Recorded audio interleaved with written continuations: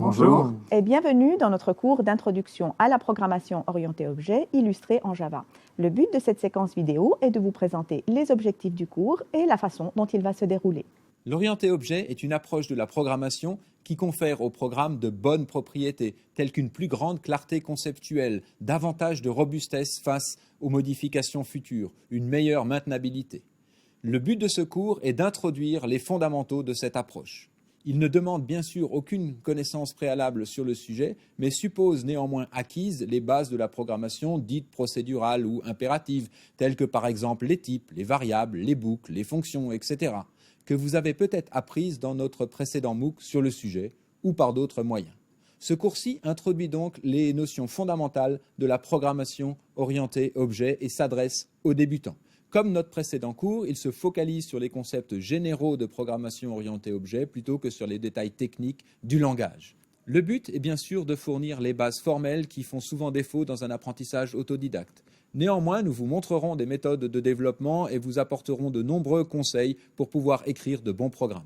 Il s'agit donc d'un cours d'introduction à la programmation orientée objet dont les objectifs sont d'introduire les concepts fondamentaux communs à la plupart des langages orientés objets généralistes, de les illustrer au moyen de la syntaxe Java et de vous préparer, si vous le souhaitez plus tard, à aborder des techniques de développement plus avancées et des aspects plus métiers liés à Java. Les notions sont abordées en supposant une familiarité avec les concepts fondamentaux de la programmation dite procédurale et les bases de la syntaxe Java pour les mettre en pratique.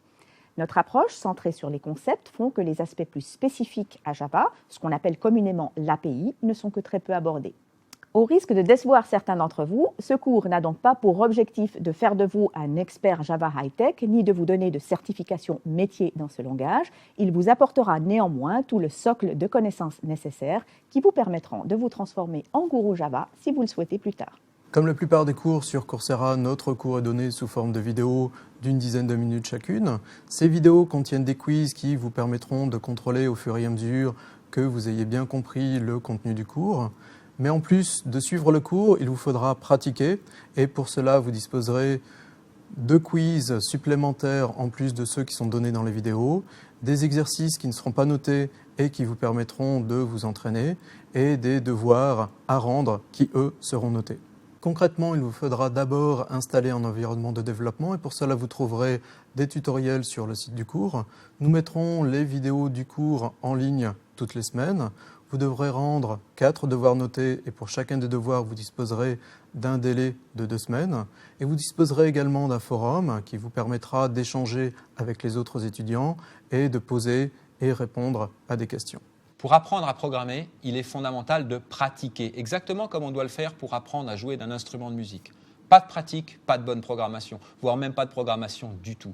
Les vidéos du cours sont donc un premier point, une petite partie de votre apprentissage. Les concepts qui y sont présentés, il est important que vous les mettiez en pratique, que vous les développiez dans les exercices libres dont nous vous fournissons les corrigés et à la fois donc dans les devoirs notés que vous aurez à nous rendre.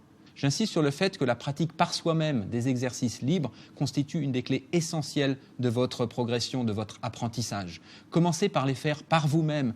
Travaillez à partir de la donnée sans regarder le corrigé, sans en discuter avec des amis, des camarades sur les forums. C'est comme ça que vous pourrez progresser. L'apprentissage de la programmation nécessite donc un travail assidu, rigoureux. Si vous pratiquez les exercices que nous vous proposons et rendez tous les devoirs notés que nous attendons, alors vous devriez faire de bons progrès en programmation, lesquels seront à la fin validés par un certificat Coursera. Avant de conclure, nous tenions à signaler que notre collègue Vincent Lepetit, qui nous a accompagnés tout au long du développement du matériel vidéo de ce MOOC, a été appelé à d'autres responsabilités. Il n'a donc pas pu enregistrer de vidéo lui-même et ne sera pas présent pour le suivi du cours à proprement parler. Nous tenons à le remercier pour sa précieuse collaboration et lui souhaitons bonne continuation. De notre côté, nous nous réjouissons vraiment de vous donner ce cours, d'autant que l'expérience précédente fut très positive. À bientôt donc. À bientôt.